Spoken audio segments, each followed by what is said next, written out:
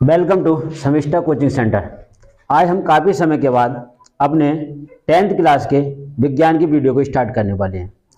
तो देखिए, ज़्यादा टाइम वेस्ट किए हुए सीधे हम अपनी वीडियो पर चलते हैं।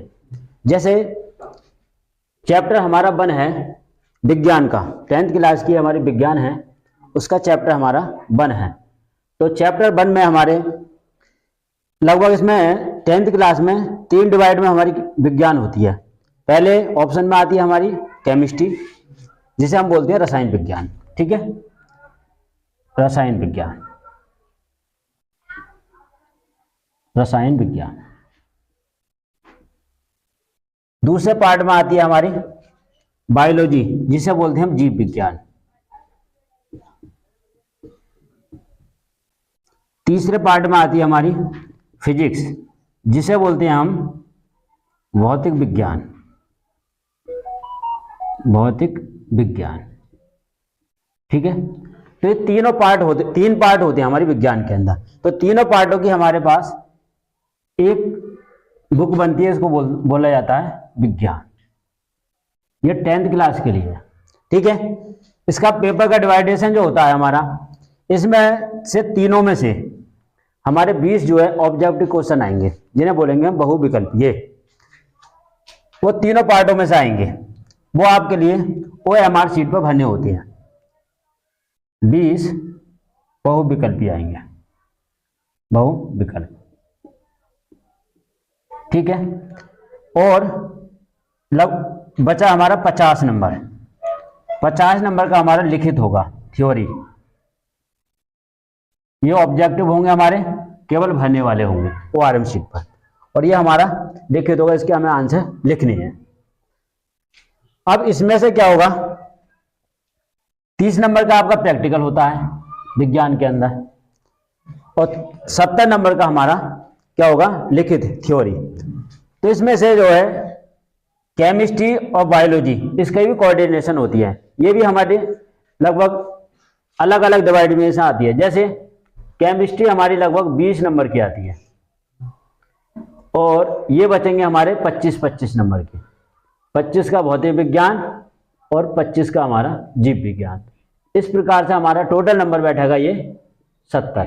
ठीक है, ये तो हमारा 10th क्लास के विज्ञान का पूरा प्रारूप दिया है हमने। अब चैप्टर हम 1 स्टार्ट करते हैं, इसको देखते हैं।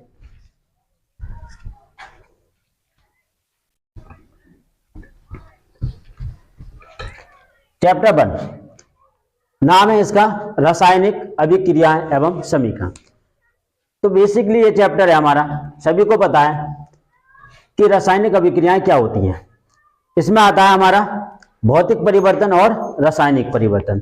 परिवर्तन का मतलब होता है बदलाव, किसी भी चीज में कोई बदलाव होता है उसको हम परिवर्तन कहते हैं। ठीक, तो जैसे पहला हेडिंग आपको दिखाई दे रहा है, भौतिक परिवर्तन।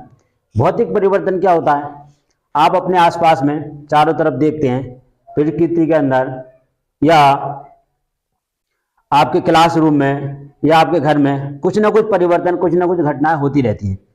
कोई वो केमिकल चेंजेस हो सकता है या फिजिकल चेंजेस हो सकता है, कह सकते हैं भौतिक परिवर्तन भी हो सकता है या रासायनिक परिवर्तन। ठीक, तो भौतिक परिवर्तन में क्या होता है, भौतिक परिवर्तन वह परिवर्तन होता है, इसमें पदार्थ का आकार, रूप, रंग ये चेंज हो सकता है, लेकिन उसकी रासायनिक संरचना परिवर्तन नहीं होता है। ठीक है, तो उसी को हम भौतिक परिवर्तन कहते हैं।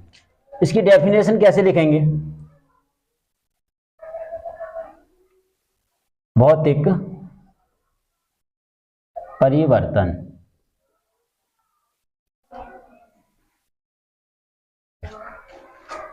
पदार्थ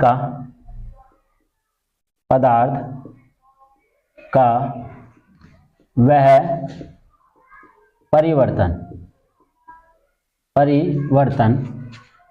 जिसमें उसके आकार,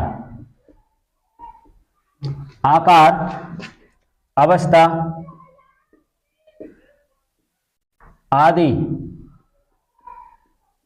में परिवर्तन हो जाता है। लेकिन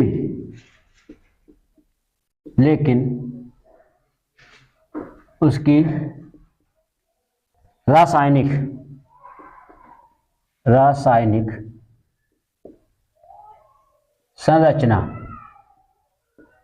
संरचना में कोई परिवर्तन नहीं होता है। ठीक है, क्या होगा, उसका आप आकार चेंज कर सकते हैं, उसका रूप चेंज कर सकते हैं, ठीक है, लेकिन उसकी रासायनिक संरचना में कोई परिवर्तन नहीं कर सकते। अब इसके उदाहरण के तौर पर देख सकते हैं आप, जैसे एग्जाम्पल,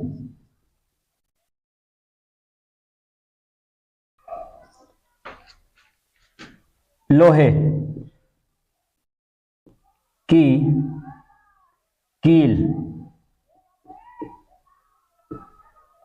को मोड़ना, लोहे की कोई भी कील है या तार है, सरिया है, उसको आप मोड़ के गोल आकार दे सकते हैं या कोई अन्य आकार दे सकते हैं, लेकिन वो रहेगी सरिया की सरिया, लोहे की सरिया रहेगी। ठीक है नहीं, तो इसी को हम क्या कहेंगे, रासायनिक परिवर्तन, यानी इसके रासायनिक परिवर्तन नहीं होगा। अब और उदाहरण देख सकते हैं इसका, जैसे पानी के अंदर आप मिट्टी को मिला दीजिए, पानी के अंदर मिट्टी मिला देंगे, थोड़ी देर बाद क्या होगा, मिट्टी और पानी को आप अलग अलग कर सकते हैं, वो उसमें आपको दिखाई देगा कि मिट्टी है अलग और पानी है अलग हमारा। तो इसमें क्या कर सकते हैं, मिट्टी और पानी आपने मिलाने के बाद में क्या होगा, उसका आकार भी आपने चेंज कर दिया, वो ठोस के रूप में है मिट्टी, आकार आपने चेंज कर दिया, लेकिन उसकी रासायनिक संरचना में परिवर्तन नहीं हो पाया। तो इस प्रकार के बहुत सारे आपके उदाहरण मिलेंगे। जैसे और आपकी बुक है या लकड़ी है, लकड़ी से आप टेबल बना सकते हैं, टेबल बना ली, अब उसका नाम हो गया टेबल, मेज हो गया, अब उसे आप लकड़ी नहीं बोलेंगे, आपने आकार चेंज, लेकिन उसकी संरचना वही रहेगी, लकड़ी की ही रहेगी।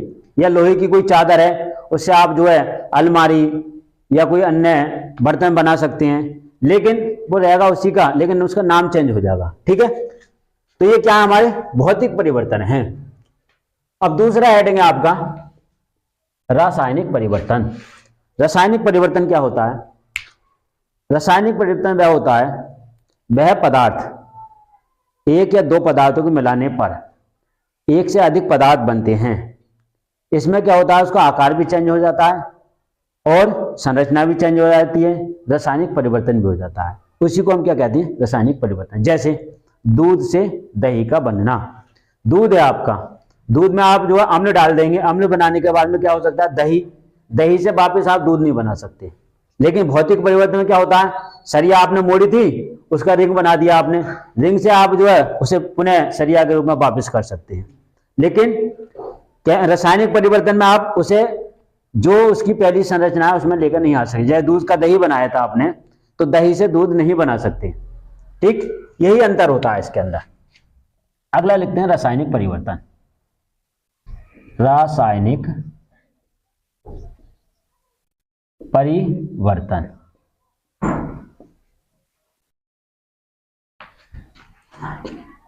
इसमें इस परिवर्तन के द्वारा, इस परिवर्तन के द्वारा वस्तु या पदार्थ का आकार व रासायनिक संरचना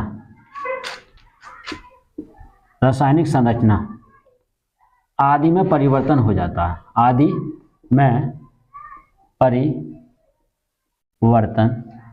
हो जाता है,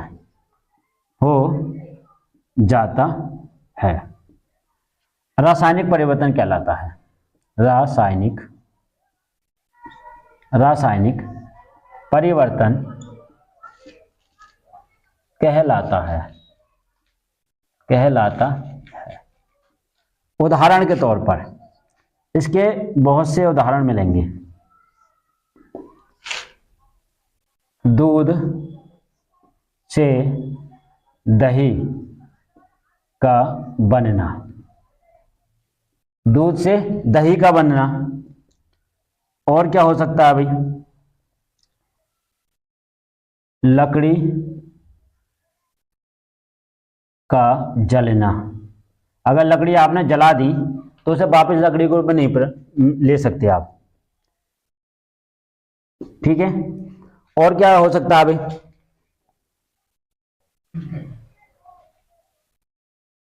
इस प्रकार से इसमें क्या होता है, इसमें अधिकतर जो एग्जामिनर क्वेश्चन में इसमें उदाहरण दे देगा आपको, 2 या 3 उदाहरण दे देगा, उसमें से आपको भौतिक परिवर्तन और रासायनिक परिवर्तन के उदाहरण छांटने के लिए भी दे सकता है, ठीक है। तो ये हमारा एक टॉपिक पूरा हुआ, भौतिक परिवर्तन और रासायनिक परिवर्तन, ठीक है, इसे नोट करिए।